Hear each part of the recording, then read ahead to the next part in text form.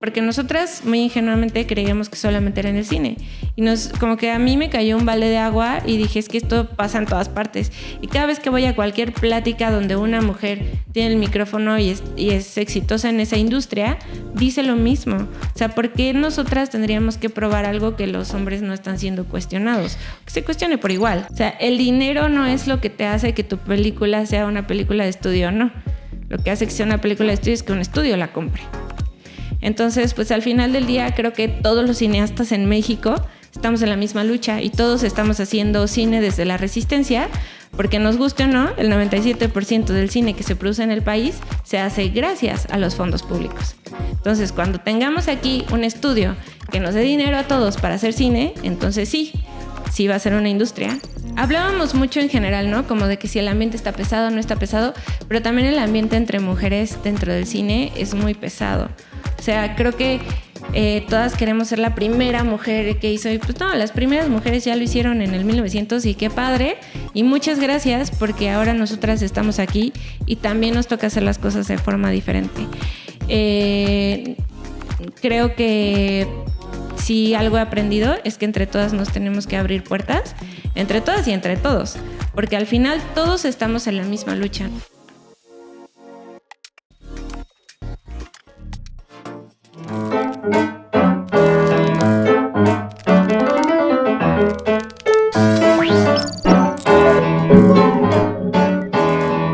Hola amigos, bienvenidos a un episodio más de A Nadie Más Le Importa. Y hoy tengo una invitada muy especial que me escribió para decirme: David, quiero charlar contigo, quiero estar en tu espacio y me da mucho gusto que tengan esa apertura. Los invito a los que quieran venir, por favor, escríbanme. Y aquí está conmigo Brisa Piñeiro. ¿Cómo estás, Brisa? Muy bien. Muchas gracias. Qué chido que estamos aquí. Sí, vamos a charlar largo y profundo de temas escabrosos en el mundo de la producción audiovisual y del cine. Pero antes me gustaría compartirles que Brisa es comunicóloga de CEPA.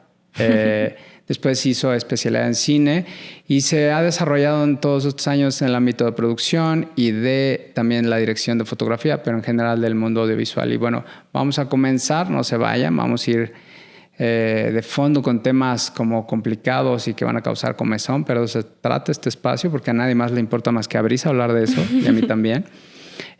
¿Cómo eras de niña? De niña, pues siempre fui muy imaginativa.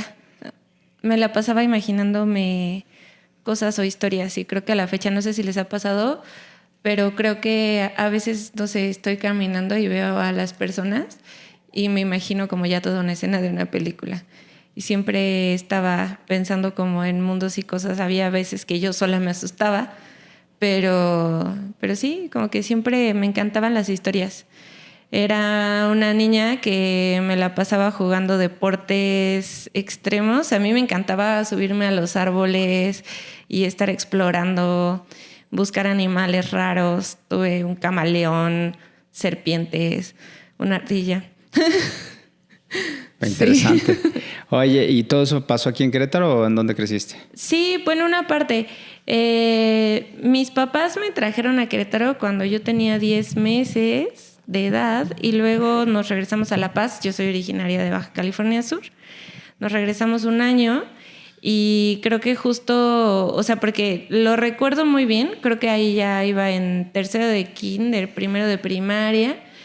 Y estuvimos allá y pues estuvo muy bien porque creo que fue el momento en el que también empezó a despertar en mí la curiosidad del cine.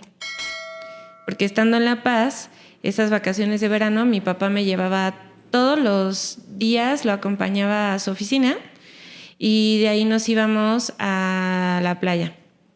Qué rico, en Baja. En Baja, sí, hasta que obviamente me insolé de tanto que íbamos al mar. Pero hubo un buen día que yo por accidente vi la película de Tiburón en el Canal 5, o bueno, ni siquiera la película completa, pero una parte, y eso fue suficiente para que yo ya no quisiera ir al mar. O sea, llegábamos a la arena y ya decía, vámonos. Spielberg hizo bien su chamba. Sí, Spielberg hizo muy bien su chamba. Y casualmente, bueno, ahorita te contesto, pero a partir de ahí mi papá me dijo como de, no, es que el tiburón es de mentira, mira, ven, vamos. Y fuimos a visitar a mi tío abuelo, Guillermo Vázquez, y él me platicó cómo habían hecho el tiburón. Y me dijo, mira, fíjate, el tiburón no es un tiburón, en realidad es una cámara y ya lo demás es un robot. Entonces, como que a partir de ahí yo aprendí que si una película me daba miedo, yo tenía que buscar el detrás de cámaras. Y bueno, en ese tiempo un detrás de cámaras no era tan fácil, a menos que lo pasaran en la tele, de adquirirlo, que tú tuvieras el VHS con detrás de cámaras, ¿no? Y después de eso, lo que sí recuerdo, porque pues siempre estuve rodeada de muchos adultos muy, muy interesantes que siempre me estaban contando historias. Entonces, como que el gusto por las historias se desarrolló desde muy chiquita y luego pasó esto de Tiburón y empecé a interesarme por cómo hacían las películas. No nada más por la historia, porque aparte era muy miedosa. O sea, en ese tiempo me daba muchísimo miedo Jaime Maussan, porque aparte, pues ahí en la Baja hay muchos rumores que sí de aliens y no sé cuánta cosa. Entonces, y lo pasaban en la tele también. Y yo decía, uy, no va a llegar un alien en la noche y me va a llevar.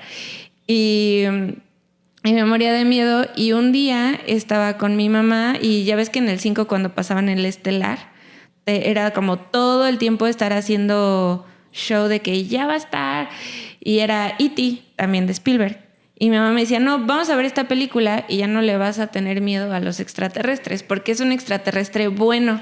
Cool. Y yo, ay, no, mamá, pero me da miedo, ¿no? Que sí, la vamos a ver. Y la vimos y claramente me encantó y yo creo que es una película muy bonita y que marcó mi vida y me sigue encantando. Pero pues como que crecí con esas, o sea, justo creo que vi esas dos películas en el momento en el que podían impactarme de una manera que nunca lo iba a olvidar, porque estaba muy chiquita. Tenía 7 años, 6 más o menos. Qué impresiona. Aquí vino Alex Camargo y los dos coincidimos con E.T., que marcó nuestra vida. Sí, es que... ¿Cuántas generaciones después tú la viste y lo mismo? Es impresionante lo que puede hacer el cine. Sí, y mi mamá justo quería que la viera porque ella la vio en los 80s y se le había hecho... Y mi mamá no. Mi mamá es de las personas que se queda dormida en las películas, no le gusta ir al cine, pero esa película... la marcó, o sea, tanto que quería que la viera. Y tiene el libro, de hecho me lo regaló ya, pero leyó el libro, vio la película, o sea, genuinamente esa película yo creo que nos ha marcado a una familia, bueno, a muchas generaciones, pero en tu caso a una familia. A una familia, ajá. Oye, ¿y por qué estudiaste comunicación? Estudié comunicación porque no me pude ir al DF a estudiar cine. ¿Te quedaste en Baja? No, nos regresamos a Querétaro y ya yo crecí aquí, primaria, secundaria, prepa. Okay. Y yo me quería ir al DF a estudiar cine porque pues aquí en ese momento pues no había ninguna opción para estudiar cine, ¿no? Había de repente diplomados, pero nada más. Y tengo una tía que es actriz de teatro y me decía, no, pues vente al DF y aquí te metemos a una escuela y te puedes quedar a vivir en la casa y no sé cuánto. Pero pues yo estaba muy chica, la verdad, y mi mamá me convenció fácilmente de que no me fuera al DF. Y yo estaba haciendo, porque pues sí, era medio rebelde en la prepa, y estaba haciendo mis extras en la UVM. Entonces, justo pasé por el edificio de comunicación y dije, voy a preguntar. Estaba ahí el coordinador y me dijo, no, pues es que si estudias comunicación eventualmente puedes llegar a hacer cine. Me enseñaron todo y dije, órale, va. Intenté también ir a otras escuelas, pero como que justo en la UVM vi, bueno, no sé si podía decir el nombre de la escuela, pero vi como la oportunidad de que son parte de una red de universidades y una de esas universidades sí tenía una escuela de cine. Entonces, entrando a la UVM ya podías como aplicar a esas becas para poderte ir a estudiar en el extranjero ya otra cosa. Y entonces dije, pues suena muchísimo mejor estudiar cine en otro país que en Ciudad de México, la verdad. Ok. ¿Y de ahí qué siguió? De ahí que siguió, pues me metí a comunicación y la verdad es que sí me gusta. O sea, que justo te decía, ¿no? O sea, sí disfruté mucho estudiar comunicación porque aprendes a analizar a la sociedad, al hombre y a la masa. Entonces, como que aprendes a analizar los comportamientos y cómo... Yo todo el tiempo, no sé si a ti te pasa, pero todo el tiempo me la paso cuestionando lo que me sale en Instagram, ¿no? Digo, ¿por qué me está saliendo esto hoy? Y lo cuestiono y me encanta pensarlo. Se me hace muy divertido, la verdad. porque yo sé que hay, no sé, hay una cosa más, quizás más maquiavélica detrás de la información y de los contenidos que vemos todos los días.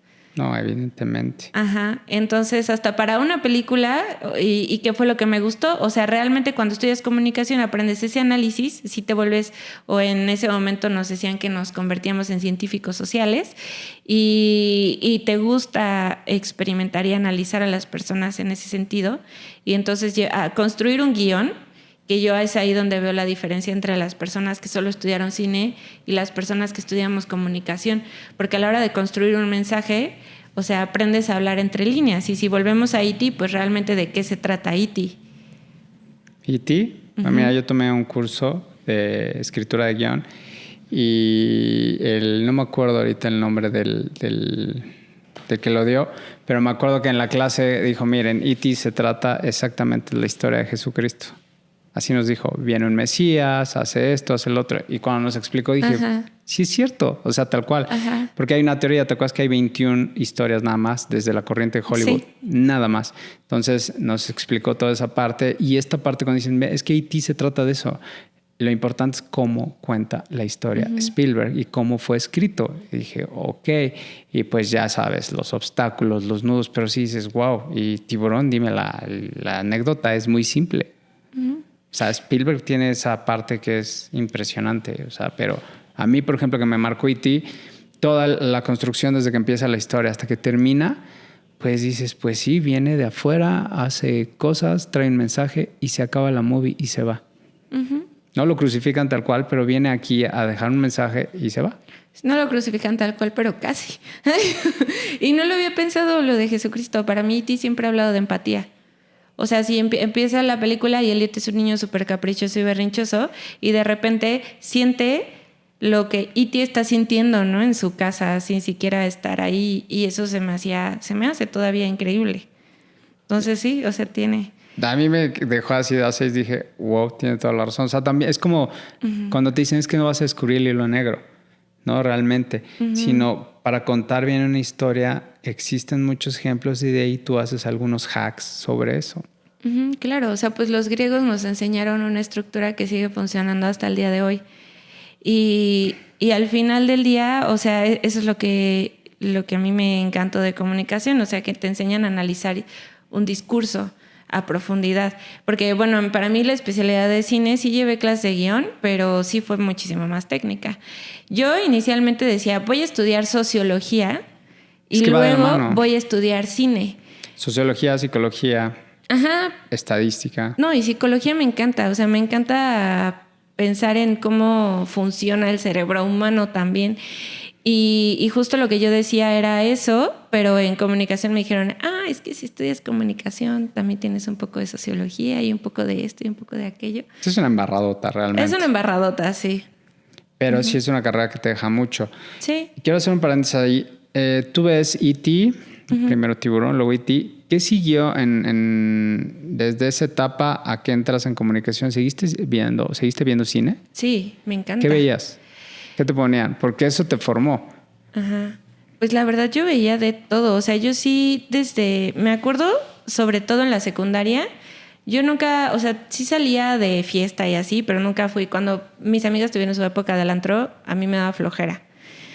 A mí sí me gustaba ir el viernes a Blockbuster y rentar películas. Era un trip. Era todo un increíble. Trip. Y sobre todo ese Blockbuster de los Arcos que estaba al lado de Domino's, pues estaba increíble porque ibas por tu peli, tu pizza y vámonos. Pero inclusive, ¿no? O sea, si tú veías, o sea, si ponías un emplazamiento desde afuera, estaba súper cinematográfica esa esquina. Te lo juro. Increíble, sí.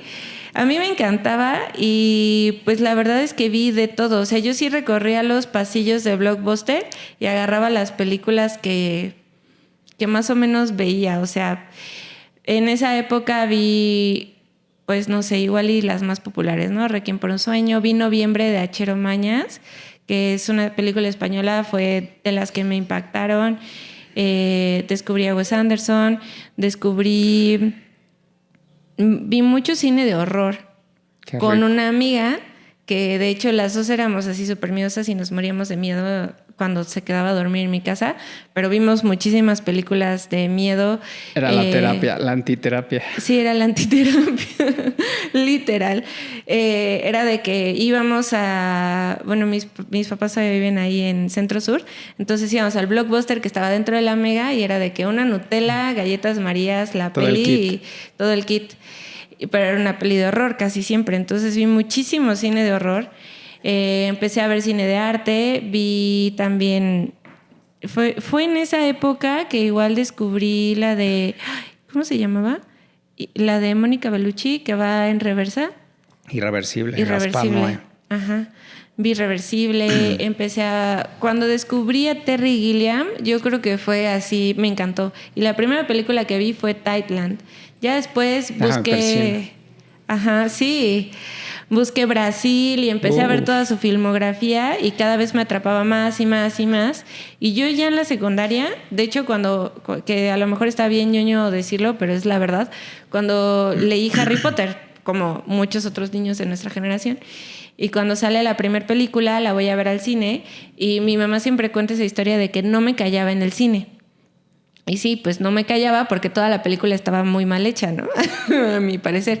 No técnicamente, claramente, sino que pues la adaptación dejaba mucho que desear porque en mi mente de 10 años yo quería ver todo lo que había leído. Entonces yo iba diciendo, no, es que en este capítulo así no pasaba y tal. Y salí del cine convencida en que yo quería dirigir Harry Potter para volverla a hacer. Ok. Entonces yo desde la secundaria ya sabía que quería hacer cine. Y empecé a buscar todas las películas que pudiera y que estuvieran a mi alcance para verlas.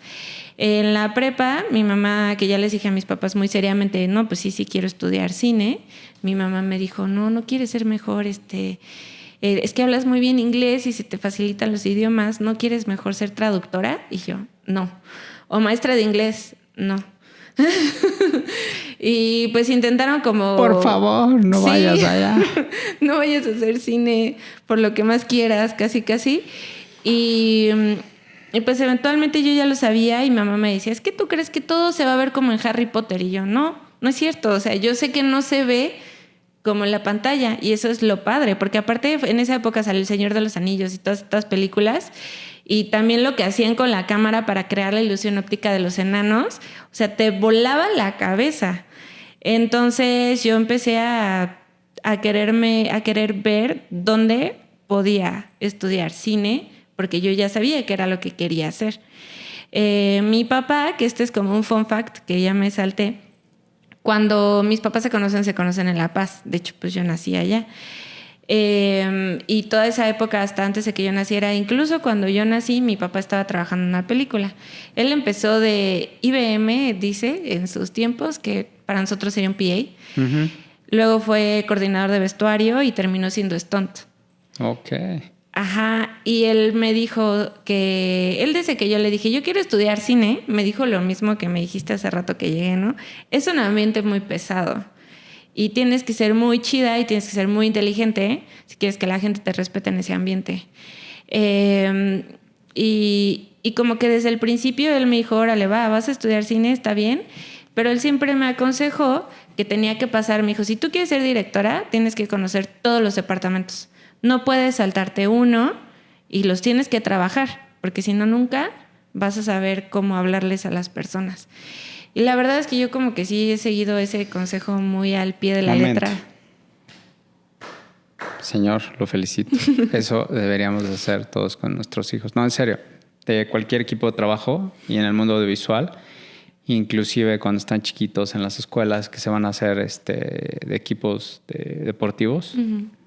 Tienes que decirles eso, porque pues eres el resultado de eso. Tienes esa percepción y eso es la base para ser buenos, o sea, ser un buen colaborador en cualquier equipo. Sí. Y cuando te toque dirigir, ya sabes de qué se trata. Uh-huh. Ya diría Cam, el cine es un deporte en equipo, ¿no? Y estoy totalmente de acuerdo. Pero necesitas eso, saber limpiar, recoger, uh-huh. Todo, ¿sabes? Uh-huh. Desde ahí. Sí, estoy totalmente de acuerdo. Y la verdad es que también a mí me encanta tanto y tenía tantas ganas de hacer una película que siempre he sido muy entusiasta. en cuanto al departamento que sea. Ok, ajá. Y tampoco nunca he aceptado, que eso es muy importante, algún departamento o algún puesto que yo no haya realizado antes o en el que no tenga experiencia, porque pues tampoco se trata de eso. En la escuela pues sí, todos estamos aprendiendo, ¿no? Pero ya ahorita pues no. Pero sí, o sea, como que él me dio ese consejo y yo lo seguí muy al pie de la letra, porque creo que sí es cierto. O sea, al final del día, y lo veo hoy en mi día a día, he trabajado con directores que saben hablar muy bien con puntos y comas en lenguaje cinematográfico y te dicen movimientos de cámara, saben la diferencia entre un lente y otro, así entre un 35 y un 28 o un 25 y un 50, la conocen. Pero hay otros directores que no, y no están interesados porque piensan que no es necesario. Y ok, a lo mejor no es así totalmente indispensable, pero si tú quieres dirigir tu película y no dejar al fotógrafo que la dirija, pues sí es muy necesario que la sepas, ¿no? Y eso fue muy impresionante. También una vez vi un storyboard de Hitchcock, y Hitchcock los hacía con ángulos de elevación, con fórmulas físicas, el de pájaros. Y me dejó muy impresionada porque, o sea, la maestría de Hitchcock no solamente involucraba el crear una historia y dirigir a todos para que la contaran, ¿no? Él conocía perfectamente lo que tenía que estar. Guillermo del Toro es otro grandísimo ejemplo. Ellos son, también me atrevería a decir Ridley Scott, o sea, tienen doctorado en eso. Es decir, sí, técnicamente saben muy bien lo que quieren. Stanley Kubrick era igual, son obsesivos. ¿Por qué? Porque conocen la materia de A a Z, literal. Y sí, como lo dices, o sea, cualquier persona que quiera aprender de cine, basta con ver la filmografía de Hitchcock. Es impresionante. Tú ves cada película de él y la vas deconstruyendo, la puedes ver 10 veces y ahí aprendiste kilos de cine. Estoy totalmente de acuerdo. Y si ya te metes a ver cómo las hizo... No, por eso. Oye, Brisa, y... Dime. Bueno, estudias la especialidad, ¿no? Después de la carrera. Sí, bueno, durante. Cuando voy yo como en 5º semestre, me dan la beca. O sea, ok.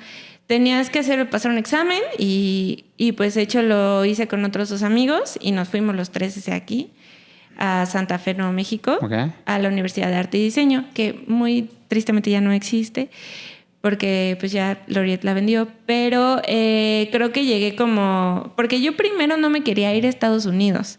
O sea, yo originalmente mis opciones eran Turquía o Chile, pero dije, a ver, me tengo que centrar muy bien qué es lo que quiero, ¿no? Yo quiero cine. Si me voy a Chile, me van a dar una especialidad en periodismo y pues yo no quiero ser periodista. Si me voy a Turquía, pues sí es de cine, pero a ver qué onda, ¿no? Y empecé a ver las materias de las 2 universidades y me fui finalmente a Santa Fe y creo que ha sido de las mejores decisiones que he tomado en mi vida porque en serio sí aprendí muchísimo. O sea, yo me la pasaba... En esa época, pues estás en la universidad, sales cada fin de semana con tus amigos y todo, al grado que hablaba con mi mamá así por Skype los domingos y me decía, oye, ¿pero no saliste este fin? ¿Estás deprimida? Y yo, no, es que estuve todo el fin de semana grabando con mis amigos. O sea, en mi último semestre hicimos 10 cortos, grababa como loca, David, al grado que mi profe de foto, de cinefoto, me dijo, es que si tú fotografías este corto, porque ya eran las tesis de todos, no vas a acabar tu tesis. Y yo, no me importa. No dormíamos nada, estaba súper mal, pero la verdad es que era una universidad muy multicultural, había gente de todas partes del mundo, eso la enriquecía muchísimo y todos teníamos en común las ganas de hacer cine. O sea, creo que ha sido de los lugares en donde más he sentido que pertenezco y que encajo sin intentarlo, o sea, como solamente siendo yo. Y eso fue porque todos teníamos esta cosa tan grande en común que es el cine y no existía una competencia como lo veo hoy en día, porque era como de, bueno, este parcial vamos a hacer el corto de David y mi corto y el corto de alguien más. Y entonces David va a ser el director de su corto y va a ser el productor de Brisa y Brisa va a fotografiar el corto de David mientras que la otra persona va a ser el sonidista y nos íbamos como rolando todos los puestos y estuvo increíble porque sí te permitía conocer También, pues, la universidad estaba muy bien conectada porque Robert Redford tenía ahí una iniciativa que, de hecho, si te daban la beca de Robert Redford, estudiabas gratis toda tu vida, te volvías parte de Sondas y no sé cuántas cosas. Y había un acuerdo con Red. Entonces, en mi clase de cine-foto, llegábamos y cada día era como una clase de armas. Era de, hoy vamos a ver la Red. Y hoy vamos a ver los Cook, y hoy vamos a ver tal. Y entonces estabas en un set, en un soundstage, literal, y ese era mi salón, y ahí aprendíamos. Entonces había muchísimo equipo, muchísimos juguetes, y pues la verdad es que los americanos, creo yo, no lo aprovechaban tanto como todos los demás hispanohablantes, que pues como que todo el mundo llegó, y en la UM de aquí pues no había nada de equipo en mis tiempos, nada. Había cámaras de tele de la época del caldo y di que nos iba bien, ¿no? Y con eso producíamos.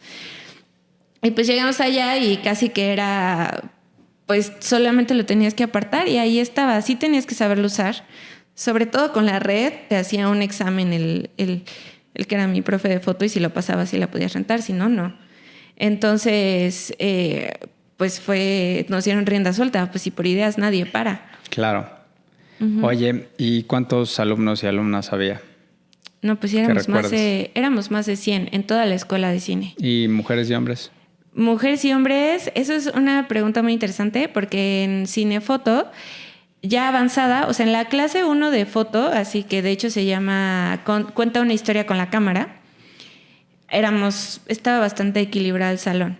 Luego en la segunda etapa fuimos 3 mujeres. Una de ellas la estaba tomando porque la necesitaba tomar por créditos, pero ella desde entonces su sueño era ser asistente de dirección y hoy en día lo es. Okay. Está en el DGA y todo, es muy chida.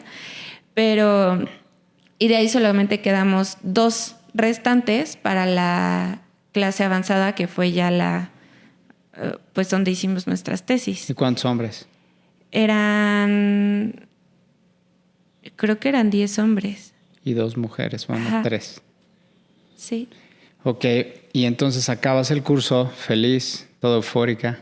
Sí. Aprobadísima. Aprobadísima. De hecho, te voy a pasar mis calificaciones, neta, okay. Así súper ñoña. Tengo A en todo. pero pues sí, estuvo increíble.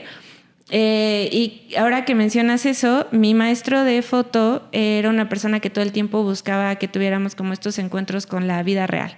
Entonces nos llevó a un comercial de Doritos, en el que esa fue la primera vez que yo fui segunda asistente de cámara. Luego, durante el break de Thanksgiving, me invitó a ser operadora de cámara de un piloto que hicimos para Comedy Central con West Toddy, que de hecho el año pasado o hace 2 ganó el Oscar póstumo. Bueno, no póstumo porque no está muerto. El Oscar como de... Honorífico. Sí. Y estuvo esa experiencia también fue increíble. Finalmente, él se llevaba muy bien con quien fue gaffer de Avengers. Uh-huh. Y lo llevó a que nos diera una clase y se suponía que nos iba a dar un workshop así de muchísimas horas. Y al final ya no fue. Y llegamos ese día... Y el maestro nos pidió disculpas porque dijo que no, él fue quien canceló el workshop porque no creía que sus alumnas fueran realmente a tomarlo en serio porque éramos mujeres. Entonces el maestro se sintió muy ofendido hacia pues sí, que estaba ofendiendo nuestro trabajo y nuestras ganas de buscar conocimiento, y prefirió cancelar el taller y nos consiguió el taller con otro gaffer de Nuevo México, también bastante bueno. Ya no era una celebridad porque no era el de Avengers, pero pues de todas formas, ¿no? Él nos dijo, y siempre nos lo decía, que pues la industria es muy injusta y que nosotras teníamos que hacer valer nuestra voz dentro de... Y eso originó a que una de mis amigas, que de hecho ella tenía la beca de Robert Redford, hiciera un spot donde participamos todas las interesadas de la escuela de cine, y que fue justamente, era como una manifestación de los números que existían, qué porcentaje de mujeres estaban trabajando activamente en la industria en Hollywood en ese momento, en el 2015. Ok. Ajá. Y lo hicimos puras mujeres y 2 amigos que nos quisieron ayudar porque necesitábamos más ayuda. Pero estuvo muy chido, la verdad. Eso fue lo que originó. ¿Y de ahí te vienes acá? ¿De regreso? Sí, ya de allá me regreso. A Querétaro. Ajá.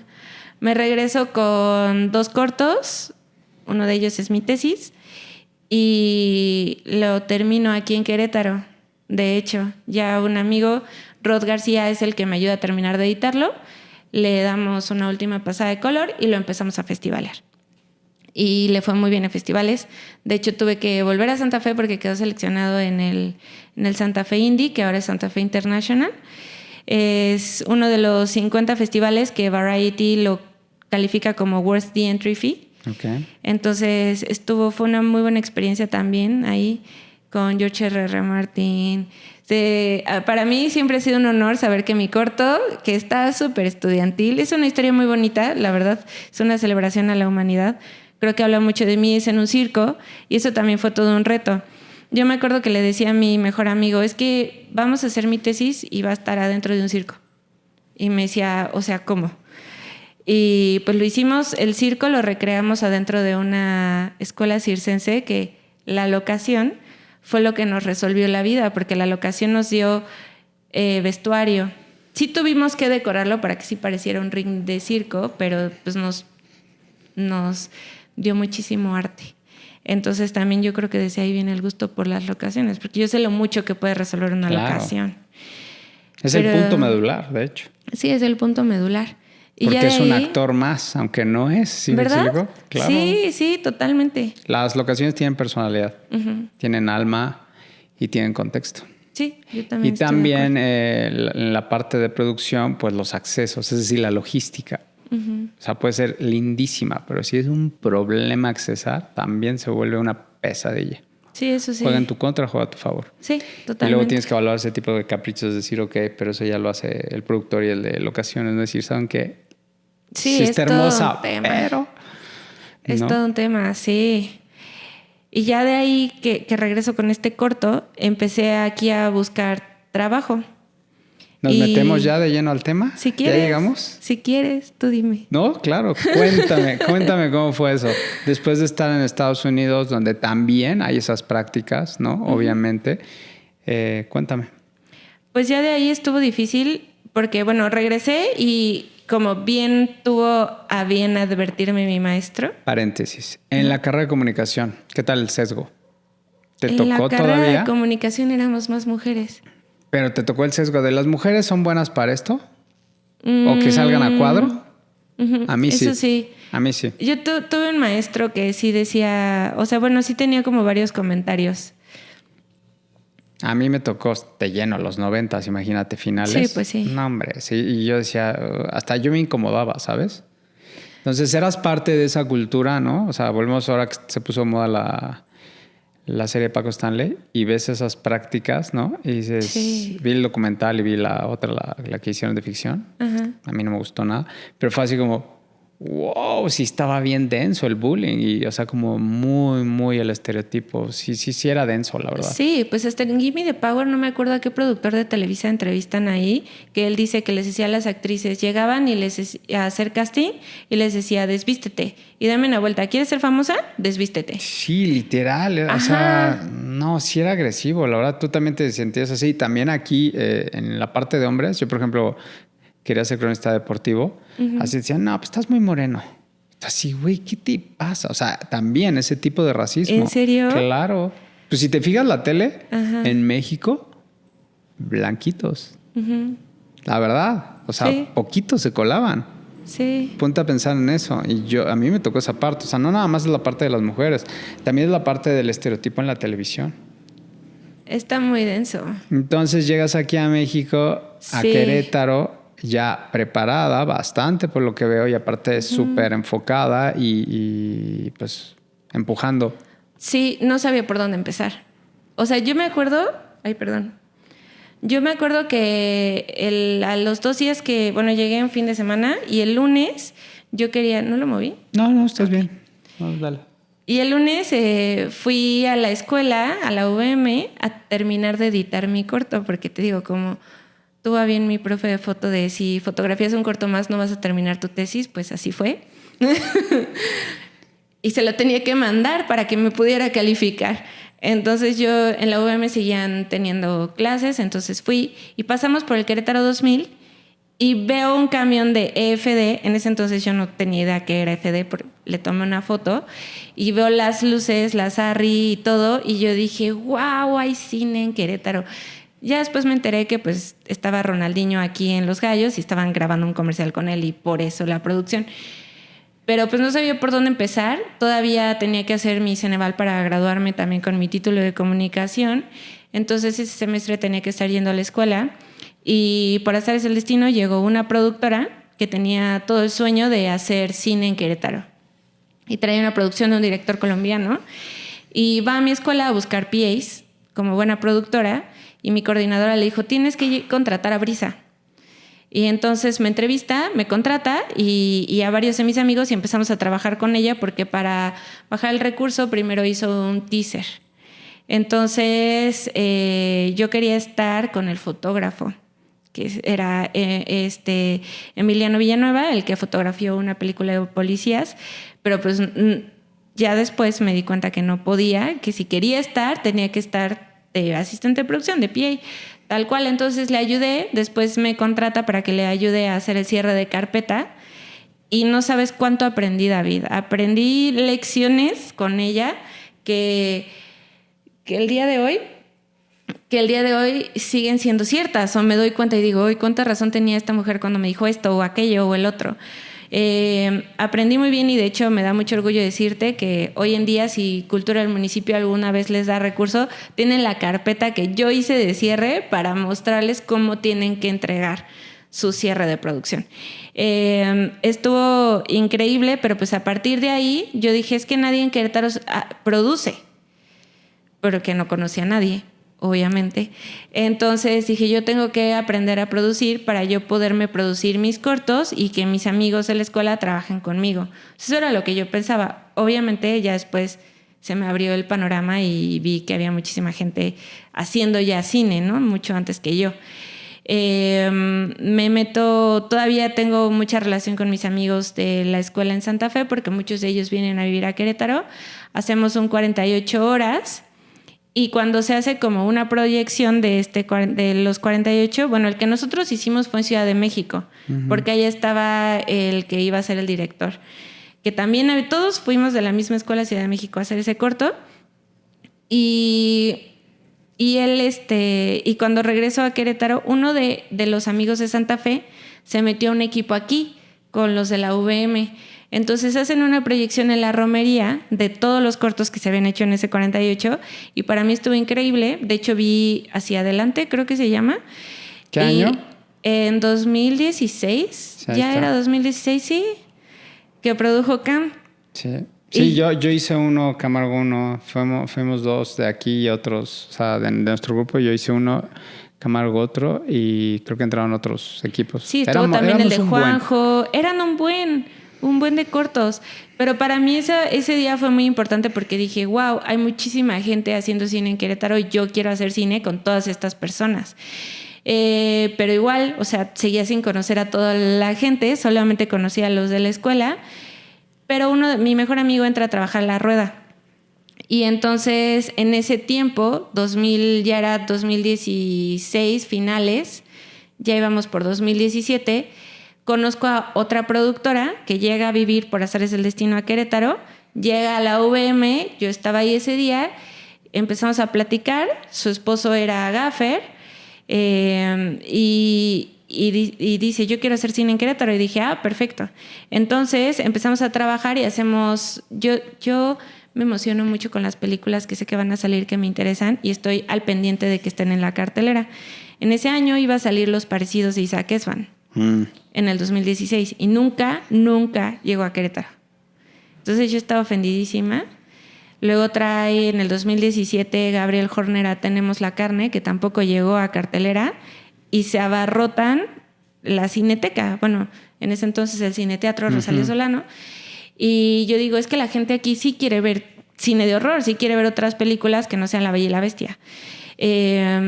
Entonces le digo a Mireya, ¿por qué no hacemos un festival de cine? Un festival de cine de horror. Que el único requisito sea que las películas no hayan estado en cartelera en Querétaro. Hicimos una retrospectiva, luego te lo voy a enseñar, pero en serio trajimos películas de toda la historia del cine de horror y películas rarísimas que encontré en internet, así súper independientes.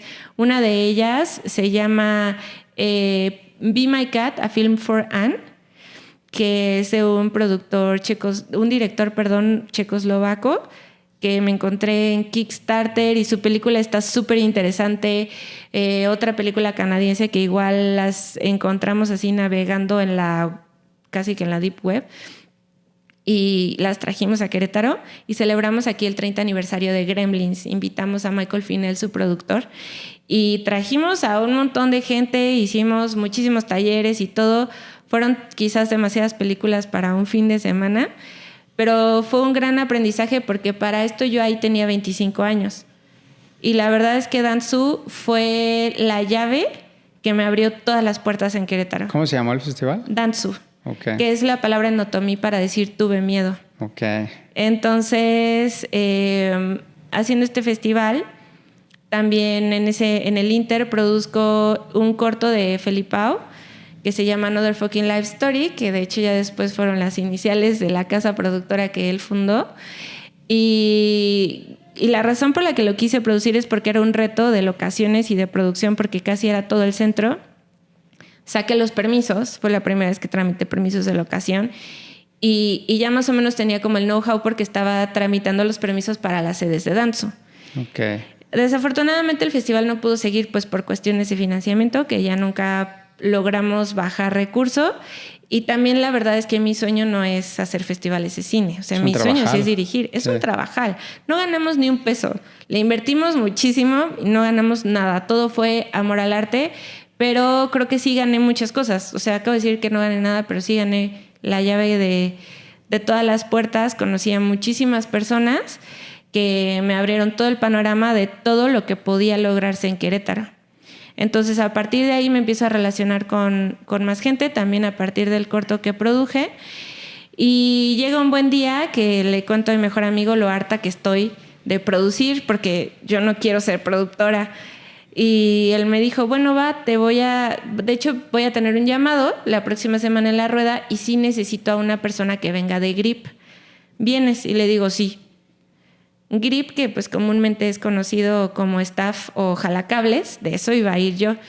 Y fui y pues no sé, otro amigo también de la universidad me decía, es que ¿cómo es posible que te estén haciendo cargar todas estas cosas? Y yo, ¿y qué tiene? O sea, pues lo puedo hacer. En primer lugar, y en segundo lugar, pues así es la chamba, ¿no? Tienes que mover los fierros. Entonces, que de hecho fue el primer llamado que tuve con José Águila, que es fotógrafo, y ya de ahí, ese llamado yo creo que fue bien importante, porque ahí sí conocí a muchísimas personas que estaban haciendo cine, y no fue el único que me dieron. O sea, de ahí en adelante ya me empezaron a dar llamado tras llamado tras llamado, y durante mucho tiempo eran llamados de Grip. O sea, sí tuve que hacer ese salto a cámara de decir, bueno, está padrísimo y sí me encanta. No sabes cuánto disfruto ser Grip, porque ahí sí vas a jugar. No tienes ninguna responsabilidad de nada, ¿no? Así toda la gente está estresadísima y tú estás pintando con la luz. Pero porque la gente que no conoce mucho el mundo del cine, vamos a hablar un poquito cómo funcionan los departamentos en una producción de una película, ¿no? O un cortometraje, es decir, y también los clichés. Dirección casi siempre ha sido hombres, ¿no? Uh-huh. Pero dirección puede hacerlo un hombre o mujer, pero casi siempre es como director. Luego el departamento de foto, ¿no? Que es donde montan la cámara, las luces, tiran cableado, ¿no? Obviamente de corriente eléctrica que necesitan las luces, y todos los demás juguetes que ustedes no ven, pero pues se ponen banderas, ¿no? Para, pues, tú describes esa parte. Sí, tienes que moldear la luz, porque hasta la luz natural, de hecho grabar con luz natural en un exterior, y por eso le dieron el Oscar a Lubezki con El Renacido, es lo más difícil. Porque no tienes control del sol. O sea, el sol inevitablemente va a salir y se va a poner, ¿no? Entonces, tú tienes que de alguna manera ir moldeando la luz para crear texturas. Pero necesitas tripiés, necesitas banderas, que son como telas gigantes con marcos. O sea, es un chorro de fierros, como le dices, que están en 1, 2, 3, 4 camiones, ¿no? Y también usas grúas. O sea, es un trabajal foto. Sí, ¿no? foto es un trabajal, porque además todo el departamento de Grip and Electric es parte del departamento de foto. Y yo siempre digo, a mí, y agradezco muchísimo ese consejo que me dio mi papá y haber aceptado esa chamba de Grip, porque hoy en día te puedo decir que quien no asume que el ejército de su película son los Grips, no sabe producir, porque ellos son las personas que te van a hacer ir en tiempo. Y también arte, el departamento de arte. Y también arte. Que por lo Sí. regular también es como arte, pues mujeres, ¿no? Sí, es cierto. Entonces todo Es ese cierto. cliché. Producción puede producir una mujer, un hombre, pero PAs, no, pues mujeres, ¿no? O sea, también hay hombres, pero acá siempre es, no, sí, mujeres. Bueno, luego está el data. El departamento de data, que es el que va almacenando todo el material. Antes, cuando se filmaba Sí, con pues, película, era otro sistema, pero ahora nada más son las tarjetitas, así tal cual ya las conocen, que sacan de la cámara, se va a disco duro, se respalda, se espejea, que es vital ese puesto. Sí, y el data también es parte del departamento de foto. Y además, o sea, es la persona que está cuidando la película, es la persona que está cuidando el trabajo de todos los que estamos ahí, ¿no? Entonces, cualquier trabajo, y de hecho tengo un amigo que es data y él me diría, ¿por qué los aviones no se caen? ¿Por qué los aviones vuelan? Pues porque cada persona hace su trabajo y miles de personas trabajan detrás de que un avión pueda estar volando en el aire. Pues es lo mismo en el cine. Muchísimas personas estamos detrás de la cámara moviendo cositas. Hay veces que solamente tu trabajo es apretar un tornillo, pero tienes que ser un experto en apretar ese tornillo. Continuidad. Continuidad. O sea, hay muchos departamentos. Sí. Por eso cuando acaba una película ven los créditos y dicen cómo trabaja tanta gente. La gente de la logística, es decir, los company moves, cuando te mueves de una locación a otra, es un ejército literal y por eso es una tarea colaborativa. Pero dentro de ese ejército hay unos clichés tremendos que han existido a través de las décadas, ¿no? Sí, de hecho, o sea, ahorita te cuento que realmente tuve la oportunidad de ir a un primer llamado de Grip porque mi mejor amigo me llevó, porque él conocía mi trabajo. Te metió al club. Me metió al club. Yo fui a hacer un curso de foto en México con Eric Goethals, que la verdad estuvo buenazo, en una escuela que se llama ROS 75, que ya no existe, pero fue un gran curso porque empezamos todo con primero video, ¿no? Y terminamos haciendo unos ejercicios en 16 milímetros. Estuvo increíble. Wow. Sí, y en una bodegota. Pero llegaron los de FD, porque había ahí, con un camión, y ya sabes, ¿no? Y pues te aplican unas novatadas durísimas, pero eran puros hombres. Y el ambiente era bien, o sea, son bien pesados los gaffers y los grips. Y ahí me di cuenta y dije, no había una sola mujer. Y pues ya cuando llevas tiempo en otras actividades, no sé, te metes equipos y así, te das cuenta. O sea, es denso el ambiente, ¿sabes? Sí, y es foto muy es denso. así. Ya cuando vas a producciones más pequeñas, si te vas al DF a producir, ahí te das cuenta, ¿no? Pero cuando sales a provincia, pues como que empieza a haber un mix, ¿no? Interesante. Pero sí debo de confesar que en los departamentos de foto, que cuando yo empecé a conocer banda aquí, que empezó a hacer narrativa y así, foto era hombres, todos, todo el tiempo. Sí, no, y sí está rudo. Y bueno, ahorita llego a eso, pero está rudo porque terminó ese primer llamado, la productora me dijo, oye, pero tú haces más cosas, ¿verdad? Es que me siento mal de ponerte a cargar. Y yo le dije, no te preocupes, tú ponme a cargar lo que sea. Eso es parte del trabajo. Es parte del trabajo. Y le dije, cuando quieras, vámonos a la calistenia para que veas lo que yo hago de ejercicio y así ya se te quita la culpa. Porque pues la calistenia es pura fuerza y resistencia. Y está muy cañón. O sea, bueno, yo ahorita ya tengo un tiempo que no practico calistenia y volver cuesta trabajo. Pero, o sea, como que al principio fue así y yo fui afortunada porque pues alguien me abrió la puerta, ¿no? Pero no sé cuánto tiempo hubiera pasado si no hubiera sido así. Porque teniendo ese respaldo, como si necesitara tenerlo, teniendo ese respaldo fue difícil. Y ya cuando pasé a cámara, estuvo increíble ese llamado, nunca lo voy a olvidar porque tuve la fortuna de que el director era Rodrigo Lombana, que es una chulada de persona. Y yo llegué y Saludos. me dijo, saludos, sí, y me dijo, ay, tú eres la fotógrafa, increíble, vamos a empezar. Y empezamos a trabajar y como que fluimos muy bien y de hecho desde entonces hemos trabajado muy bien juntos y la verdad es que justo su casa productora ha sido de las casas productoras que siempre me han visto a mí como fotógrafa, nunca como otra cosa, ¿no? Incluso como directora, una vez también me ofrecieron la oportunidad. Y a pesar de eso, ya llegó un punto en el que de repente todos los hombres querían ser fotógrafos. Y entonces me empecé a quedar sin llamados. Yo era freelance y dije, ¿qué tendré que hacer para seguir teniendo llamados en el departamento de foto? Porque de producción me llovían los llamados. Porque, no sé, somos muy organizadas, me dijeron por ahí. Entonces, pero eso es otro cliché. No, sí, yo no soy... sesgo. Yo no, o sea, con mi trabajo sí soy organizada. Digo, al final del día me dedico a armar cámaras y pues los cables y todo lo que tú quieras. Pero yo si tú abres el cajón de mis playeras, te vas a dar cuenta que no soy organizada. Pero fíjate, o sea, sí hay otra diferencia. El trabajo del departamento de foto es físico, a morir. Sí, es físico, a morir. Físico, eso sí. De todos los departamentos que hay en cine, también arte, pero no, foto es una cosa de... Sí tienes que tener una preparación física, te ayuda en el rodaje, porque si no, va a jugar en tu contra. Sí tienes que hacer cardio y comer bien. Así es. O sea, no puede ser todo carbohidratos en un llamado porque te da un bajón horrible. Sí tienes que comer muy bien. ¿Cuánto pesa una cámara? ¿Cuánto pesa en la cámara? Promedio Depende. las de ahora. Por ejemplo... 15, 10, ¿no? Y de ahí para arriba. Unos 15. La Red, la Dragon, por ejemplo, con un 70-200 CP3, pesa unos 20 kilos. Y pues sí la tienes que poder detener. Imagínate unos Cook, digo, inclusive cuando le montas unos Cook, unos Prime, necesitas tripiés poderosos, ¿no? Tripiecitos así de video, ¿no? Necesitas unos Conor, o sea, hay muchas marcas, pero ya chonchos, ¿no? Y bueno, no se diga si haces Steadicam. Yo tengo un cuate que hace Steadicam en el DF y siempre está subiendo, pero dándole duro porque es súper pesado. En Steadicam la verdad es que apenas estoy empezando. Pero porque justo me hace falta como... Es que lo tienes que practicar. Es una cosa que tienes que hacer todos los días. Yo sigo a Víctor García, un saludo a Víctor, y ya se volvió un especialista. Y lo veo en Instagram.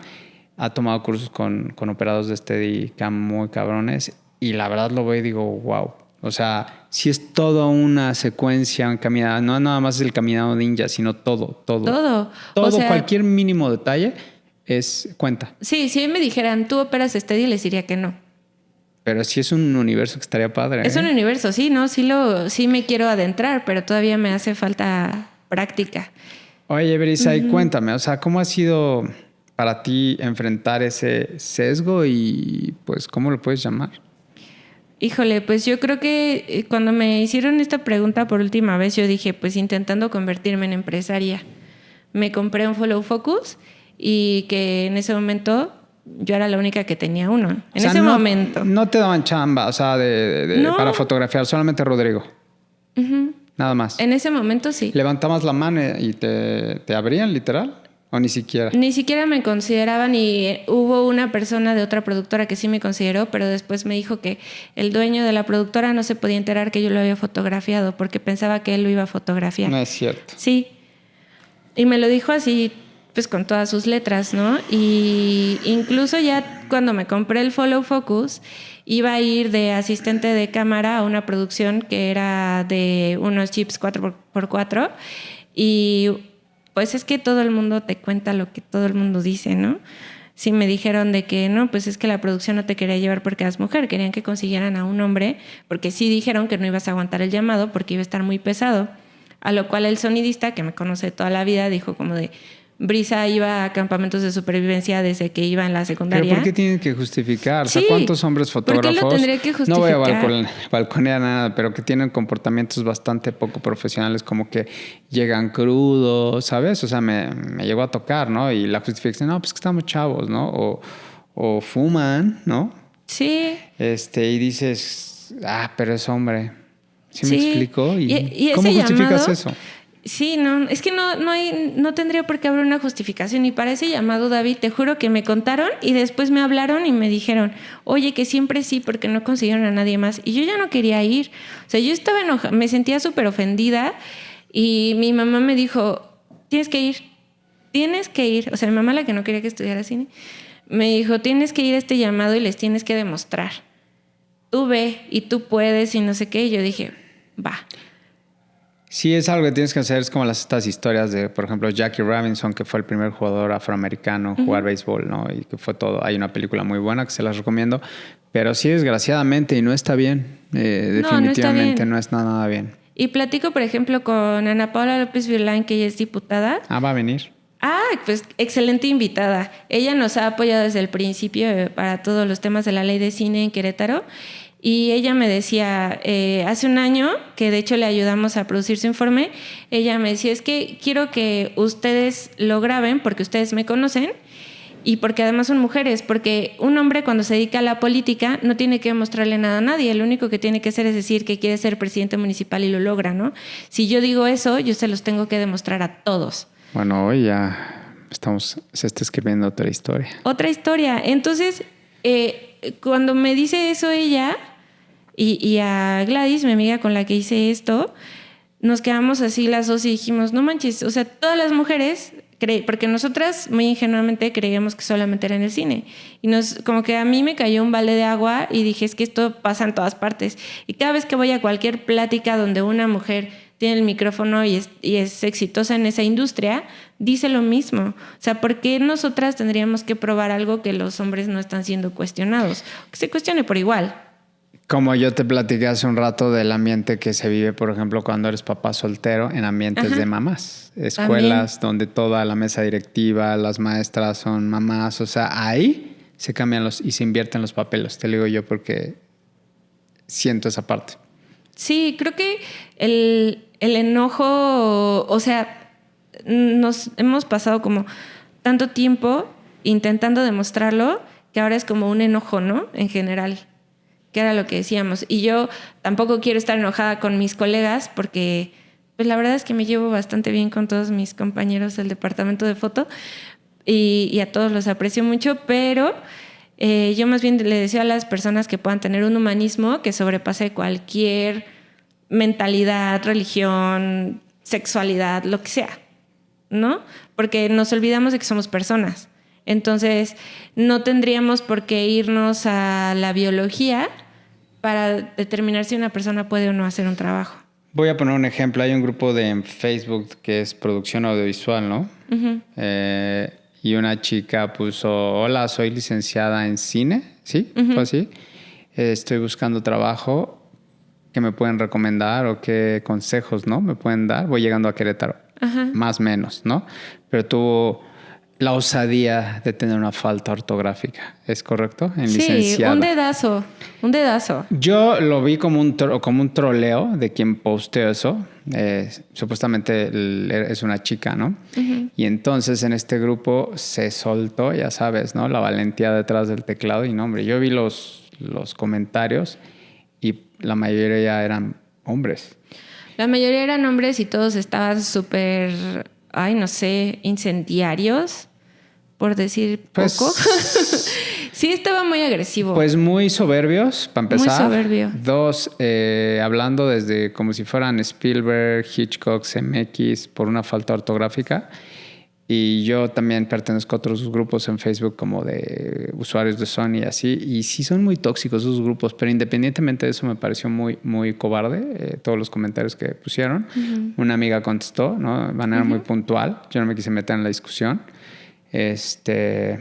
Más bien vi quienes pusieron y dije, ok, estos están pero eliminadísimos, ¿no? De uh-huh. cualquier tipo de colaboración porque se proyectan. Y me pareció muy atinado el comentario de la güera, pero uh-huh. ahí tienes un ejemplo. ¿Cómo ves tú, con esta historia que nos estás contando, el nicho audiovisual en Querétaro? Sí, pues qué te digo, David. O sea, eso que me pasó fue en 2018 y también te puedo contar que el año pasado yo iba fotografiando unas cápsulas para un programa de tele que se hacía aquí en Querétaro. Y cuando llegué, el entrevistador pensó que yo era la maquillista. Y ya te juro que fue de esas cosas, porque ya después de todo este tiempo ya dices, ya no sé si reírme o llorar o qué hacer. Y pues me da risa, ¿no? Al final del día. También me ha tocado estar, el fun fact también es que durante estos años de intentar lograrlo en el departamento de fotografía a Jaime Maussan para un comercial de Stranger Things. Sí. Y cuando me dijeron que lo iba a fotografiar, yo dije, ay, no, qué miedo. Sí, claro. Ya después que lo conocí, pues ya, O sea, fue muy diferente. Pero ese día justo me contrataron porque necesitaba ver 2 unidades. Y no sabes, el fotógrafo de Ciudad de México. O sea, me dijo, él con sus Skype panels y todo el glamour, estamos en los estudios de la Jusco, y yo nada más tenía que hacer una pantalla verde, y me dijo, pues ya te dejé en el móvil lo que me sobra. Si quieres, ilumina con eso, a ver qué puedes hacer. Y yo, bueno, me acerco a su móvil y pues había quinos, o sea, me dejó todos los tungstenos y unas quinos, y yo dije, ay, con esto es más que suficiente, porque en ese momento era lo que teníamos, lo que Chito tenía aquí en su camión también, ¿no? Y dije, se arma. Entonces... Me la pelas. Sí. Entonces, pues se armó, y finalmente también para mí fue como decir, ok, o sea, sí me la pasé súper incómodo, porque aparte todo el staff pues era su staff. Son bien cabrones. Te digo que ese curso con los gaffers, y dije, estos güeyes son unos pasados. No, ellos querían poner las luces donde ellos querían poner las luces. Porque me dio al Best Boy y a otros 2. Y yo, no. O sea, las luces van aquí, aquí y aquí. Y sí cuesta trabajo, pero también creo que siempre he sabido ser muy cordial, porque la verdad es que sí soy muy buena onda, pero también he sabido imponerme, ¿no? Marcar límites, claro. Marcar mi límite, y en ese llamado lo hice, me costó, porque no conocía a nadie. Fue el primer llamado, o sea, conocí a la productora, pero la productora estaba produciendo muy ocupada, quién sabe en dónde, y de ahí en fuera no conocía a nadie. O sea, me sacó de mi zona de confort totalmente, de mi ciudad, de mis amigos, sí. Entonces, para mí fue también demostrarme pues sí lo tienes, ¿no? Y aquí estás y por algo es. Y pues ya de ahí lo he seguido intentando y no he descansado. La verdad es que creo que he tenido buenas oportunidades, a veces otras no tan buenas. El ambiente, pues, ¿qué te digo? Tú lo vives igual que yo y pues sí está pesado. Tengo muy buenos amigos y todo. Siento que tengo una red que sí me respalda, pero al mismo tiempo sí me ha costado trabajo que me tomen en serio como realizadora, porque creo que la gente sí se ha dado cuenta de lo que yo he ido construyendo, porque mucha gente me invita a sus proyectos. Casi siempre sigue siendo dentro del departamento de producción. O sea, sí son, y ahora en específico de locaciones. A mí no me gusta producir, sí me gusta buscar la locación, porque pues es el contexto de la película, es un personaje, te resuelve muchísimas cosas, y se me hace que es una parte muy creativa dentro del departamento de producción, me encanta. Y creo que en general me encanta tanto producir, o sea, bueno, estar en un set, en una producción, y estar hablando de cine y hacerlo, que siempre he dicho que sí a todo. Y quizás ha sido un error porque algunas veces ese entusiasmo por el cine ha hecho que algunas personas sí me critiquen directamente, porque no he elegido como un puesto, y no es que no lo haya elegido. Simplemente hay cuentas por pagar, y si yo digo nada más voy a ser fotógrafa y no voy a tomar llamados de otra cosa, pues no sé cómo se van a pagar la luz el mes que entra, ¿no? O sea, oye, pero lo que amas es foto. Eso es lo que quieres hacer. Yo quiero ser directora y fotógrafa. Okay. O sea, creo que el cine es tan grande que sí te da para las 2. Sí, claro. Ajá. Pero foto también. Sí, o sea, ¿quieres? Foto también. Va. Y yo, bueno, también hago foto análoga. Eso siempre lo he hecho de hobby. Nunca nadie me ha pagado por hacerlo. Desde el 2013, y ya desde el año pasado tengo mi laboratorio en mi baño. Entonces ahí estoy haciendo mucha experimentación, porque también entender la película o los diferentes tipos de película te lleva a cuestionar las cámaras, porque hoy en día no hay una cámara mala. Todas las cámaras están muy buenas, perfectas. Nada más hay que saber sacarles el mayor provecho.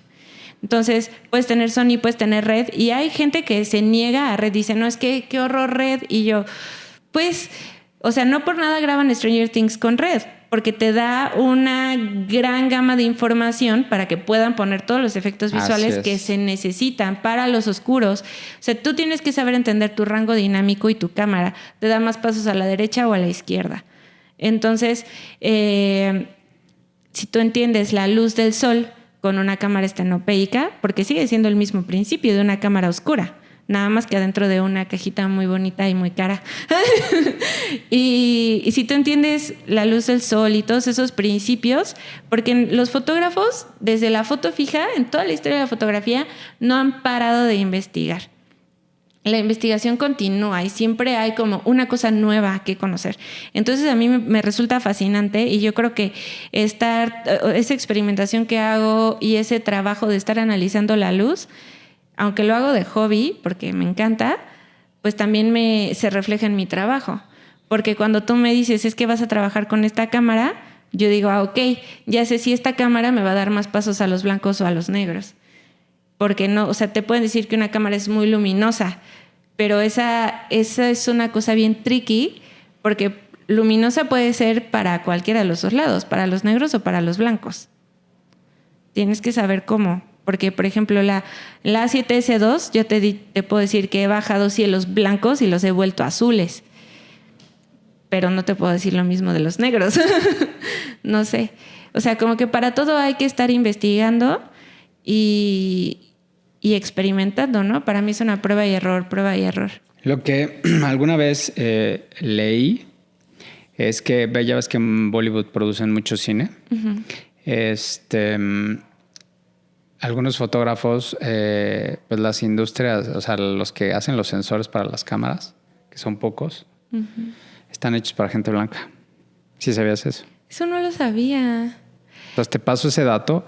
Y sí, o sea, la industria del uh-huh cine, Hollywood, Sony, Red, ahora que ya se juntó con Sony, pues Arri, etcétera. Todos estos proveedores, los sensores están hechos para gente blanca. Wow, eso no tenía ni idea. ¿Y sabes yo dónde me di cuenta? Yo, por ejemplo, tengo una firma de bodas. Ajá. Te das cuenta cuando estás tirando a alguien blanco a la luz del día uh-huh y te mueves a alguien que está de tez morena, oscura, y dices, fuck. Es que aparte nosotros latinos tenemos muchísimos rojos en nuestra piel. Sí, por ejemplo, he hecho bodas hindús y ajá, pues la chava está súper blanca y el chavo no tanto, y dices... O sea, la cámara, uh-huh, ves el comportamiento del sensor y dices, wow. Y cuando tiras, por ejemplo, a un grupo de personas de tez más morena, oscura, ves como la cámara y dices, güey. Y luego tiras a la gente blanca y dices, oh, aquí hay algo raro. Y un fotógrafo que tira mucho en Bollywood dijo, es que yo necesito, uh-huh, acá somos más morenos, necesito otro tipo de sensor. Él lo uh-huh dijo. Y Hollywood hace puros sensores para gente blanca. Sí. Yo no sé si sea cierto o no, pero sí noté ese comportamiento cuando me he puesto a tirar, ¿sabes? Y hay algo ahí tricky. Hay algo tricky y realmente yo también digo eso. Sí, realmente ahí yo también pienso eso. O sea, creo que también lo que me ha hecho desarrollarme bien dentro del departamento de producción es precisamente que soy fotógrafa, que fui grip, que fui asistente de cámara y que he pasado por todos estos departamentos porque siempre estoy en set. Y cuando tú estás siempre en set, te das cuenta de los problemas que pasan en un set. Te das cuenta a quién siempre se le hace tarde y te das cuenta quién siempre va en tiempo, quién está preparado, quién no, quién es profesional y quién no. Y una de las cosas que yo he observado mucho, justo lo que dices ahorita, los tonos de piel, cuando producción elige al cast y no toma en cuenta la diferencia en los tonos de piel entre un actor y el otro, el único que va a parir chayotes es el fotógrafo. Es que también cuenta eso. Uh-huh. Sí, uh-huh, es que el cine tiene unas cosas tan finas y delicadas que con el tiempo del oficio, ¿no? Uh-huh. Te vas dando cuenta que tienes que tomar mucho esos detalles para cuando vas produciendo sobre los días, que el tiempo es oro y los recursos. El tiempo, los recursos y que no se nos olvide la historia. Que al final del día creo que eso... También todos estamos, o sea, todos los departamentos estamos para servir en función de la visión del director. Y todos somos realizadores, cada quien realiza desde su departamento. Entonces, también creo yo es saber valorar el trabajo que están haciendo todas las personas en un crew, porque nadie te está haciendo un favor. O sea, todos están ahí porque por alguna razón creyeron en ti, en tu proyecto y van a llevar toda su expertise y lo mejor de su visión al proyecto, quiero pensar yo. O sea, también habrá quien no, o que lo haga solamente por cobrar un llamado, y también se vale, pero a mí me gusta pensar que es al revés, ¿no? Entonces, pues tienes que confiar en tu equipo y tienes que saber que estás respaldada por las mejores personas. Oye, ¿qué sugieres que se podría hacer? Porque a mí esto que me platicas, yo ya tengo bastantes años acá en Querétaro, pero sí veo una desorganización fatal de nuestro gremio. Fatal. O sea, que alguien venga, no sé, estudia aquí, se va a hacer una especialidad y regresa. Y bueno, hoy en día con las redes es un poco más sencillo. Uh-huh. Pero no estamos organizados realmente, como dices tú. Y estos clichés de no, sí, pues Brisa dice que es fotógrafa, pero no. ¿sabes? ¿Sí me explico? Entonces no hay ni siquiera un directorio, no hay esta empatía, no hay este compañerismo. Siento que estamos muy aislados, ¿cierto o no? Te enteras de repente de que, sí hay bolitas, pero esto de que, por ejemplo, yo lo he platicado con Alex del profesionalismo, de ciertos estándares. Cuando trabajas en ciertas producciones dices, uy. Sí. ¿Cómo podemos elevar el nivel? Porque hay gente talentosa en Querétaro, hay gente que tiene muchas ganas, pero sí falta esta capacitación, ¿cierto? ¿No? Sí falta abrirse y decir, ¿sabes qué? Todavía me falta a mí. No, yo soy mejor que él, o etcétera. Ay, es que aparte los egos son una cosa que me dan muchísima flojera. y tristemente pasa un montón de veces, ¿no? Yo creo, y te lo dije el otro día, yo creo que he pecado de modesta durante mucho tiempo y no sé si esté bien o mal, pero también esa siempre ha sido mi personalidad. Porque creo que ser prepotente, por ejemplo, no es ser profesional. Y muchas personas actúan como profesionales, no sé, yo los he visto en un set y está a punto de caerse una luz y no la tocan porque no son del departamento. Eso no es ser profesional, eso es nada más actuar profesional. O juzgar o humillar a alguien, eso tampoco, ¿no? O sea, yo creo que ser profesionales es tener tu mejor comportamiento y ser la mejor persona en lo que estás diciendo que vas a hacer, ¿no? Sí nos hace falta, creo yo que el profesionalismo tampoco nos lo da el dinero. Puedes tener una producción 100% profesional de 0 pesos y puedes tener una producción totalmente profesional de todos los millones. Lo que lo vuelve profesional es que las personas conozcan los procesos, que sigan la seguridad, que cada quien haga su mejor trabajo sin necesidad de, no sé, como de estas imposiciones de poder, o pues tú lo has vivido, ¿no? El ambiente en Ciudad de México es bien diferente al ambiente que se tiene aquí. Y yo no los considero a ellos profesionales, o no a pero todos. Es como, allá es lo mejor. Sí, o sea, como que siento que también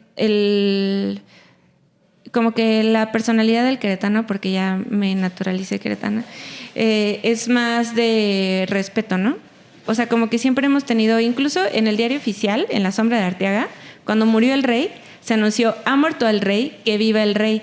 O sea, como que siempre hemos sido personas, o Querétaro se ha caracterizado por ser personas que sí respetan, pero que también evolucionan. O sea, la historia de México se empezó a escribir en Querétaro.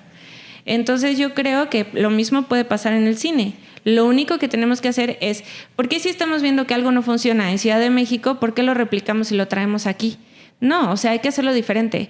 ¿Qué funciona? Funciona este formato, su formato de locaciones para locaciones públicas de Ciudad de México está increíble.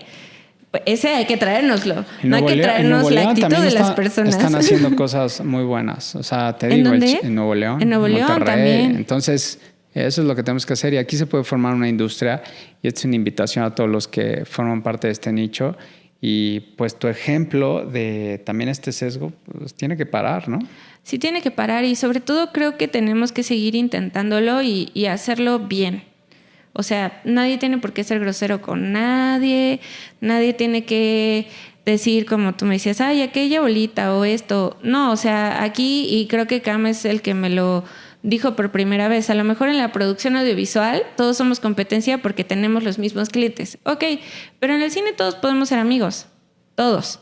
O sea, no necesitamos... Yo ahí siempre le hago un paréntesis a Alex porque me saltaría un paso más. Sí somos amigos fuera de la producción, pero cuando estás produciendo tienes que ser profesional. Sí, el amiguismo, porque yo lo viví en varias producciones, el amiguismo no funciona cuando estás produciendo. Entonces, sí, estoy de acuerdo. Somos amigos afuera, pero cuando estás produciendo tenemos que ser ese grupo de individuos profesionales que queremos llevar la industria de Querétaro, que no existe, pero que va para allá, a ese nivel y depende de nosotros. Yo diría que somos un movimiento y que hay muchísimo talento. O sea, hoy en día yo sí creo que en Querétaro existen las personas talentosas para hacer una producción del tamaño que sea, sin necesidad de traer a nadie de otro lugar. A mí me viene a la mente Dogma. Ajá. Tal cual. O sea, nosotros podemos ser Dogma hoy en día. Porque también hay que ubicarnos. Estamos en provincia, Querétaro, pero no importa. Vamos a hacer nuestro propio Dogma. Sí, yo de hecho, fíjate que eso es lo que últimamente he traído ganas de producir. De hecho, el guión en el que estoy trabajando ahorita, tengo ganas de hacerlo con la menor cantidad de personas posibles. porque aparte entre más personas, más te suben los costos de todo, o sea, de entrada ya los tienes que alimentar. Y eso ya está carísimo.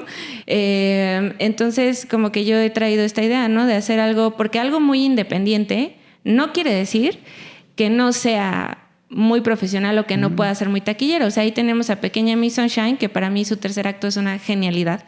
Y rompió todas las taquillas y sigue siendo una obra increíble, ¿no? Y se hizo con pocas personas, es un road trip, o sea, lo importante, la sustancia es el guión, es la historia. Y eso fue lo que la hizo tan grande como lo es hoy en día. Y aparte, o sea, para mí, y a lo mejor mucha gente me va a linchar por decir esto, pero para mí todo el cine que se produce en México sigue siendo independiente. O sea, aquí no hay un estudio que diga, van a hacer esta película porque ya tiene green light de tal productor ejecutivo. O sea, no. Que además los productores ejecutivos a ese nivel son creativos. Una prueba de ello es Victoria Alonso, la productora ejecutiva de Marvel. Ella pues se tuvo que encargar de hacer que desde Iron Man 1, cómo se iba a desarrollar una historia que terminó en Avengers Endgame, ¿no? Entonces, o sea, también los productores son personas muy creativas, igual y hasta más, porque aparte tienen que ver lo del dinero y no sé cuánto. Entonces, a mí, pues, todos esos temas, ¿no? O sea, una película, se puede decir que ese corte independiente, pues no es una película independiente en México, cuesta alrededor de 8 millones de pesos. Pero pues te da 20 millones de pesos el Eficine y sigue siendo independiente, porque tampoco tiene un estudio. O sea, el dinero no es lo que te hace que tu película sea una película de estudio, no. Lo que hace que sea una película de estudio es que un estudio la compre. Entonces, pues al final del día creo que todos los cineastas en México estamos en la misma lucha y todos estamos haciendo cine desde la resistencia, porque nos guste o no, el 97% del cine que se produce en el país se hace gracias a los fondos públicos. Entonces, cuando tengamos aquí un estudio que nos dé dinero a todos para hacer cine, entonces sí va a ser una industria. Y entonces... Por eso es tan importante la ley también. Ay, sí, esa ley de cine. Si arreglamos lo de las locaciones, David, te prometo que esto va a volar. Va a volar. Ahora que venga la diputada, vamos a hacer toda esa parte. Sí. Oye, y bueno, ya estamos llegando un poquito al final, pero Violenta, cuéntanos. Ay, Violenta. Es un proyecto que yo quiero muchísimo y que me enseñó mucho. Porque pues yo todos mis cortos son de ficción. Sí había hecho documentales en la universidad. ¿Qué género, por lo regular? ¿Qué género? Pues he hecho de todo.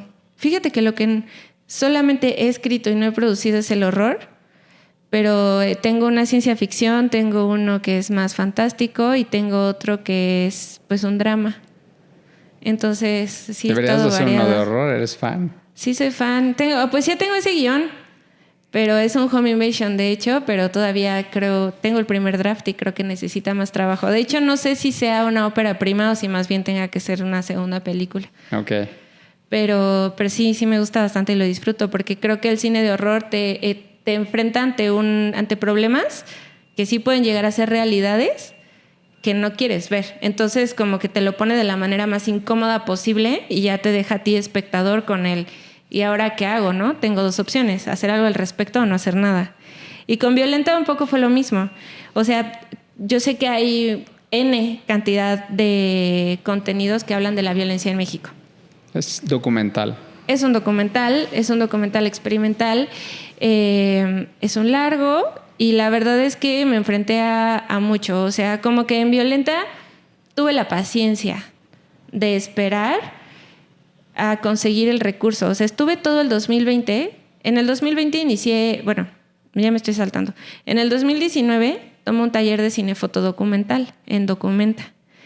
Y ahí sale la idea de que yo quería hacer un documental que hablara de la normalización de la violencia, porque para mí el mayor problema en México no es no es el sexismo. Creo que se arraiga en una cosa todavía más fea, que pues es esta, ¿no? Normalizamos lo violento. Sí. Esa era mi hipótesis. Entonces le cuento al maestro, le digo que la quiero contar con puros fueras de foco, lo cual tiene todo el sentido porque como es en el cine lo invisible, pues está fuera de foco. Entonces, y siendo foquista, pues me parece lógico. Y lo desarrollé así y me dijo, me parece muy interesante, lo deberías hacer. Hice un cine minuto y dije, esto me da para más. Que llega la pandemia y te encerraste. Ajá, pues me encerré y tuve muchísimo tiempo para investigar. También ahí en ese tiempo una amiga me enseña cómo funciona Kickstarter y me dice, quizás no sea como el mejor momento hoy. Hágame otra vez, ¿eh? Ajá. Te digo, pinche mosca. ¿Qué por eso? Vete de aquí. Ya. Listo. Está bien chido tu foco automático de esa cámara. Bueno, pues llega la pandemia y yo me encierro un rato porque pues no había nada. Tengo muchísimo tiempo para investigar y también una amiga me enseña cómo funcionan las campañas de Kickstarter. Entonces, yo igual busqué apoyos en el gobierno local y la verdad es que para la producción de documental como que se sonaba muy arriesgado cómo estaba la planeación.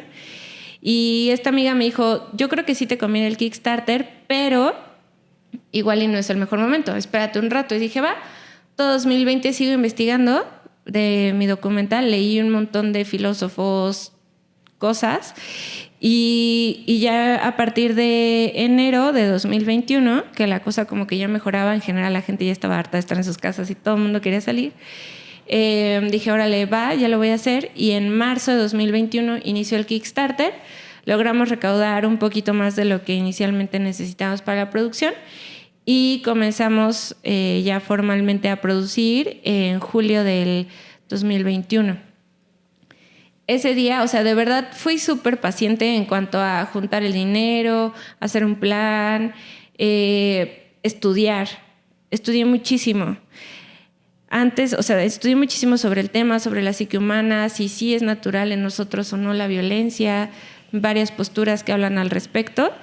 Y ya comenzamos y aparte me di durante el 2020 a la tarea de editar esas entrevistas que te conté que las grabamos en una escuela de psicólogos, y eso me sirvió muchísimo para saber por dónde podíamos abordar a las víctimas, porque al final del día Violenta pues es un largo documental que se cuenta a través de los testimonios de víctimas de diferentes tipos de violencia.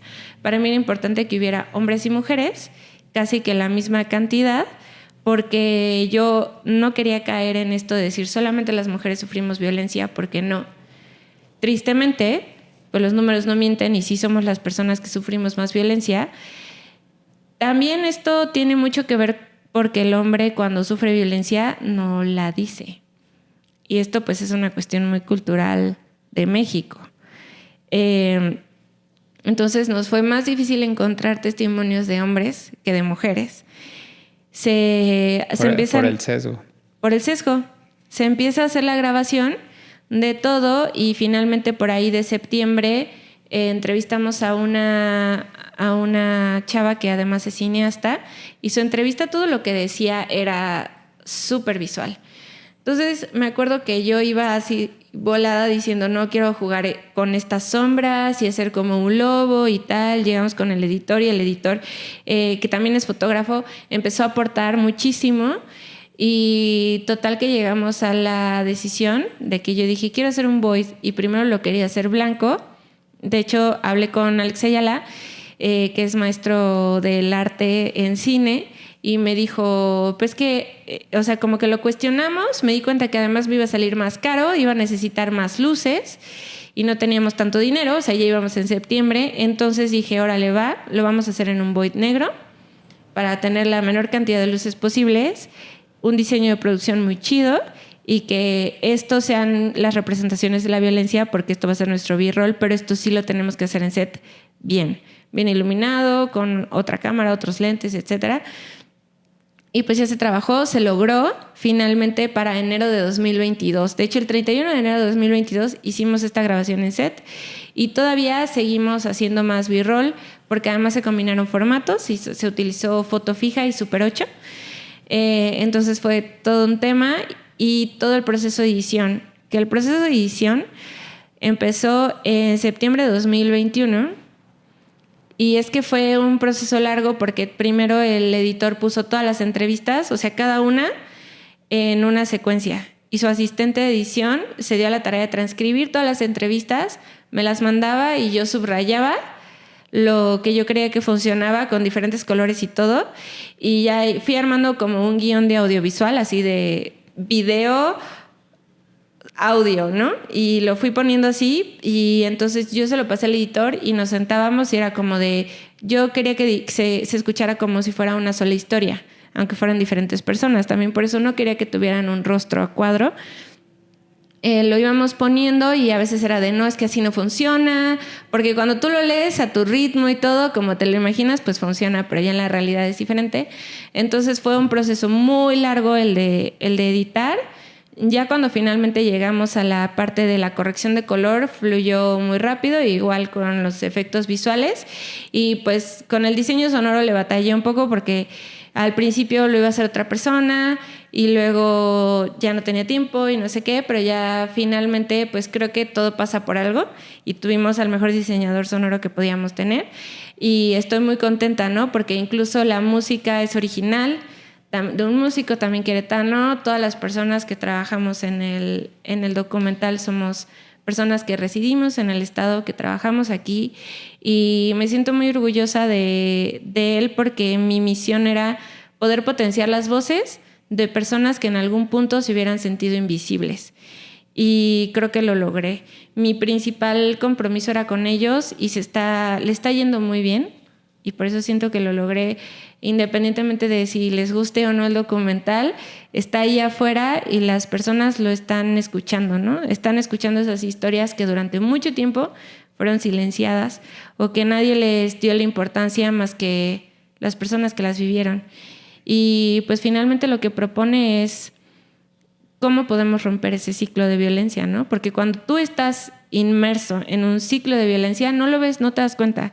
O sea, se comienza a normalizar las actitudes que tiene la persona que infringe la violencia, que sí es muy difícil. O sea, y una de las personas del documental que de hecho sufrió abuso doméstico, ella decía, es que cuando me contaban que a otras mujeres les pasaba esto, yo decía, qué tonta, ¿por qué no se va?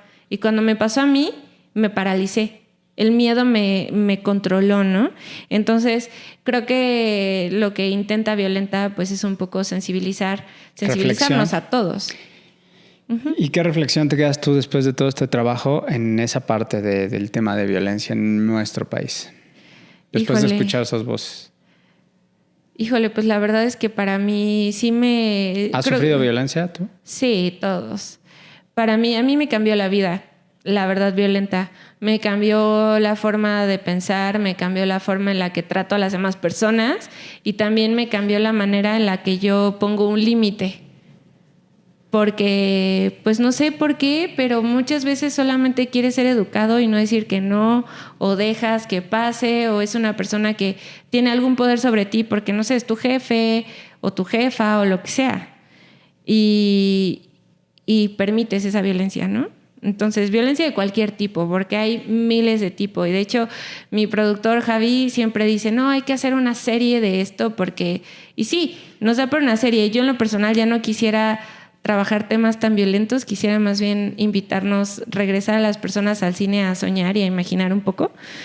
Pero sí creo que Violenta se tenía que decir, o al menos yo tenía que decirlo en ese momento de la manera en la que lo hice. Entonces, a mí me invitó mucho a la reflexión en mi persona y todos los días, o sea, porque pues también soy una persona y pues tampoco soy perfecta. Esa es la realidad. Entonces, también luego yo digo, oye, esto lo estoy pensando, ¿por qué estoy actuando así? ¿Por qué estoy haciendo esto? Y no me gusta. O sea, yo me puedo dar cuenta, hablando de mí, de las actitudes que yo tengo, que digo, no, esto no está bien. Y entonces sí me volví consciente, porque antes no era consciente. Andamos como zombies o en automático. Andamos y esa como es la idea. zombies. Oye, Brisa, sí. ¿Narrativa o documental? Depende de la historia. Y para contemplar un fin de semana que digas, hoy quiero ver los documentales. Ah, sí. No, de hecho, ahorita que me decías de los documentales de las ballenas, me encantan. De hecho, mi favorito y mi fotógrafo favorito es Brian Skerry, que pues hizo este documental de, ¿cómo se llama? Los secretos de las ballenas. Está en Disney Plus. Ajá, de James Cameron. Es el que acabo de ver con mi hijo. Está increíble. Muy. Increíble. Y pues tenemos que trabajar mucho en conjunto. Hay que ver cómo conectamos a la banda aquí. ¿Y qué reflexión te gustaría dejar a todas las mujeres que afrontan este pues complicado camino que es este sesgo, ¿no? Que aún sigue vigente y más en este mundo audiovisual? Pues creo que hablábamos mucho en general, ¿no? Como de que si el ambiente está pesado o no está pesado, pero también el ambiente entre mujeres dentro del cine es muy pesado. O sea, creo que todas queremos ser la primera mujer que hizo, y pues no, las primeras mujeres ya lo hicieron en el 1900 y qué padre, y muchas gracias porque ahora nosotras estamos aquí y también nos toca hacer las cosas de forma diferente.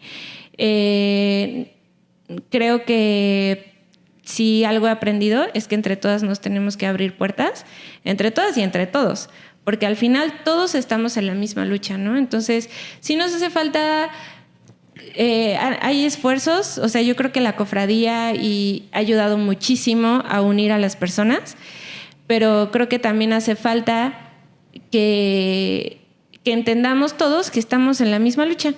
Todos queremos hacer cine y todos creemos en nuestras historias. Pues qué padre, o sea, ninguna historia es más que otra, ¿no? Entonces yo creo que nada más es saber apoyarnos y saber hacer equipo, porque por más que me gustaría yo hacer un corto yo sola, pues yo no soy Robert Rodríguez, entonces pues no, y aparte tampoco, la verdad es que no me gustaría hacer un corto yo sola. Pues qué bonita reflexión, Brisa, ninguna historia es más que otra. Uh-huh. Finalmente, y pues sí, o sea, entre mujeres yo creo que a veces también hay muy mala ondita y no debería. O sea, creo que si alguien puede entender lo que a otra morra le está pasando es otra mujer. Exacto. Pues entonces, a ser más conscientes y a seguir trabajando. Y fue un gustazo, un placer escuchar tu historia. Y pues te veremos destacar en este departamento de foto y de dirección. Y pues bueno, aquí nos vamos a estar viendo, ¿no? Muchas gracias, David. En los próximos meses va a haber las producciones aquí en Querétaro, ¿no? Y hagamos esto en las locaciones ya. Sí, hay que hacerlo ya. ¿Sale? Las locaciones son increíbles. Pero sí, muchas gracias. Me encantó platicar contigo como siempre. No, gracias. Y a nadie más le importaba más que a ti. Después de ver E.T., terminar siendo parte de este mundo de ficción que es maravilloso. Y gracias otra vez por aportar esta historia tan rica y que sigas avanzando en este mundo que es maravilloso del séptimo arte. Muchas gracias, David. No, gracias a ti por venir.